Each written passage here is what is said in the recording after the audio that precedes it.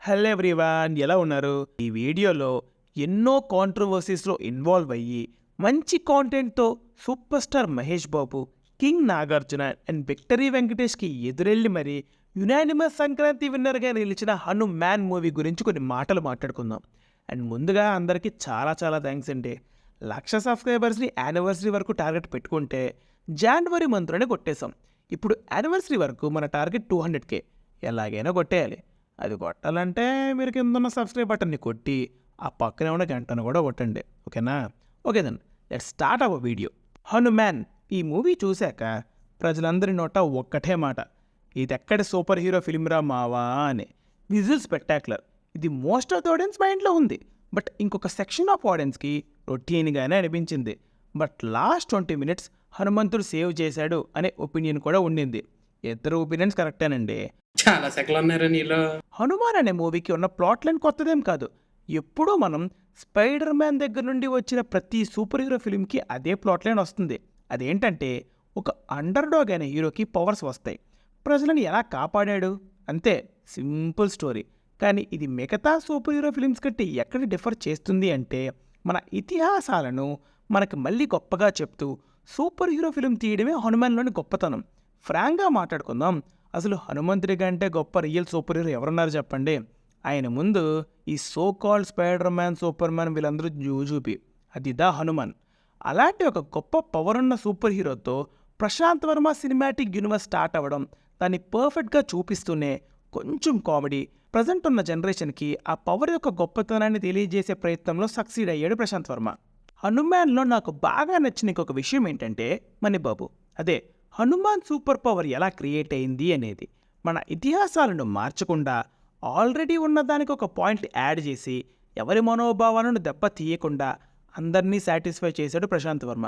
చిన్నప్పుడు మా టీవీలో చిరంజీవి గారు వాయిస్ ఓవర్ ఇచ్చిన హనుమాన్ చూసాం కదా, అందులో మన బుజ్జి హనుమంతుడు సూర్యుడిని పండనుకొని తినేస్తాడు. ఇది గమనించిన స్వర్గలోకపు అధిపతైన ఇంద్రుడు ఐరావతం మీద వచ్చి హనుమంతుడి మీదకి వజ్రాయుధం విసురుతాడు. అక్కడి వరకు మనకి ఆల్రెడీ తెలిసిన అండ్ విన్న స్టోరీనే. కానీ ఆ తరువాత హనుమాన్కి ఆ ఆయుధం తగిలి తన నెత్తుటి చొక్క భూమిపై ఒక మనిలా పడడం, ఇదంతా ఒక కొత్త స్టోరీ చూస్తున్న ఫీలింగ్ వచ్చింది. అండ్ ప్రశాంత్ వర్మ ఆల్రెడీ మనకి తెలిసిన స్టోరీని చెప్పడానికి స్క్రీన్ టైం వేస్ట్ చేయలేదు. క్రెడిట్స్తో పాటే ఒక సాంగ్ పెట్టేసి నీట్గా మనల్ని స్టోరీలోకి తీసుకెళ్లాడు. ఇలాంటి ఒక ఐడియా వచ్చినందుకు ప్రశాంత్ వర్మ గారికి టేకేబో. ఇంకొక విషయం ఏంటంటే ప్రశాంత్ వర్మ గారి స్కూలింగ్ మొత్తం శ్రీ సరస్వతి శిశు మందిర్ అనే స్కూల్లో జరిగింది. ఆ స్కూల్లో సదాచారం అనే సబ్జెక్ట్ ఉంటుంది. ఆ సబ్జెక్ట్లో రామాయణం, మహాభారతం ఉంటాయి. దీనివల్ల ఆయనకి ఇతిహాసాల మీద ఉన్న గ్రిప్ని యూజ్ చేసి అందులో ఉన్న క్యారెక్టర్స్కి ఉండే పవర్స్ ప్రజెంట్ జనరేషన్కి వస్తే ఎలా ఉంటుంది అనే ఐడియాతోనే Prashanth Varma cinematic universe start అయింది. ఇక్కడ ఇంకొక మెచ్చుకోవాల్సిన విషయం ఏంటంటే హనుమాన్ పవర్స్ ఉన్న క్యారెక్టర్ని పుల్ ఆఫ్ చేయడానికి నార్మల్గా ఏ డైరెక్టర్ అయినా కూడా పెద్ద హీరోని or at least medium box office pull ఉన్న హీరోని సెలెక్ట్ చేసుకుంటాడు. బట్ తేజ్ సజ్జల్ అంటే చిన్న హీరోతో మనల్ని కన్విన్స్ చేసిన డైరెక్టర్ ప్రశాంత్ వర్మకి డైరెక్టర్ తన మీద పెట్టుకున్న నమ్మకాన్ని నిలబెట్టిన తేజ్ సజ్జాని ఎంత ఎప్రిషియేట్ చేసినా తప్పులేదండి. ఈ మూవీలో హనుమంతుడి రిఫరెన్సెస్ అట్లీస్ట్ 20 minutesకి ఒక్కసారైనా వస్తాయి. అండ్ ఏ రిఫరెన్స్ కూడా ఇరికించినట్టు ఉండదు. ఇంట్రో సీన్, లంకని తగలబెట్టి తోక మీద కూర్చునే రిఫరెన్స్, హిమాలయస్లో తపస్సు చేస్తున్నట్టు, ఇంకా జనాలని పిచ్చెక్కించిన ఆ క్లైమాక్స్. ఏ టైర్ 1 హీరోకి కూడా పబ్లిక్ అంతలా ఆడడం నేనైతే చూడలేదు.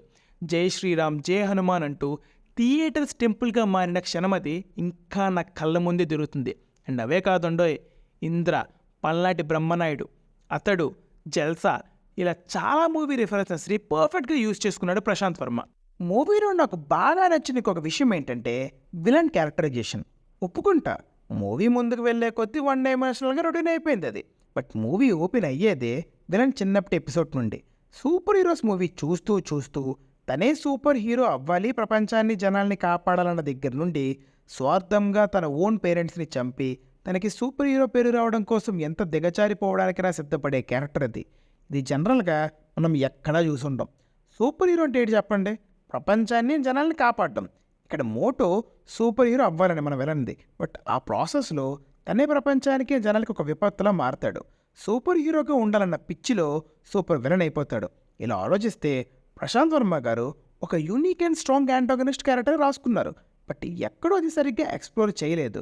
తను అలా విలన్గా ఎలా మారాడనేది కొంచెం బాగా చూపించాల్సింది. అప్పుడు ఇది ఇంకా ఇంపాక్ట్ఫుల్గా మిగిలిపోయేది. ఇది కూడా బాగా చూపించుంటేనా ఒక మంచి యాంటాగోనిస్ట్ని ఇచ్చిన పేరు ప్రశాంత్ వర్మకి వచ్చేదండి.